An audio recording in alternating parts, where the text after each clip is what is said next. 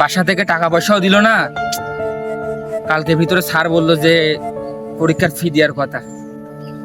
তা কিসে কি করি, বাসার পরিস্থিতিও খারাপ। আমার টাকা আজকের মধ্যেই ম্যানেজ করতে হবে, নাই তো আমার পরীক্ষা দিতে পারবো না, আর আমার স্বপ্নটাও মার হয়ে যাবে। মামা বলছি তোর এই জামা কাপড় তো ভালো না মামা, বুঝছিস একটা নতুনটা কেন। আরে বাবা, এই যে বাসা থেকে টাকা নিলাম বুঝলি, এই মার্কেটে গিয়ে 4-5টা শার্ট কিনবো, আর ওটা পুরো মার্কেট একদম পুরো কাইপিতে চলে আসবো বুঝলি। আজকে সালমা তালি আমার তো কিছু কি দরকার মানে। হ্যাঁ মামা যাবো। কি রে মামা, কি অবস্থা? এই তো মামা ভালো, তা তোর কি অবস্থা বস? মামা আমি কিন্তু বসতে আসিনি, আমি বিশাল একটা সমস্যার মধ্যে রয়েছি মামা।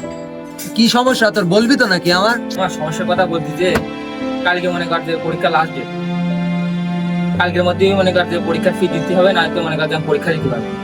সমস্যাটা তোর বাড়ি বল। বন্ধু বাড়ির কথা আর কি বলবো, তুই তো বাড়ির বিষয় জানিস যে আব্বু অসুস্থ, কাজকর্ম করতে পারে না। তো ওইসব কথা বাদ দে, তা তোদের কাছে আসলে একটা মনে কর হেল্প চাইছে বুঝলি।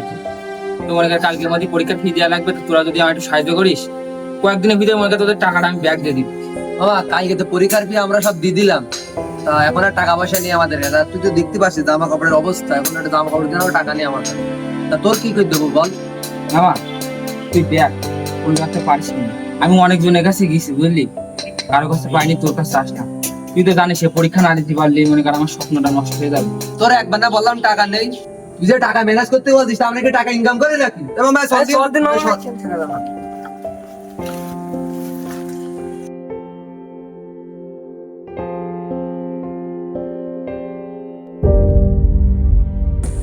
মামা কি অবস্থা তোর? মামা তোর কাছে আসলাম একটা দরকার। কি দরকার বল মামা। মামা বাইক তো আমার পুলিশই ধরে, তা ওখানে আমার 10,000 টাকা জরিমানা গিয়েছে বুঝলি, ড্রাইভিং লাইসেন্স নেই টাকা। এখন টাকার জন্য তোর কাছে আসলাম।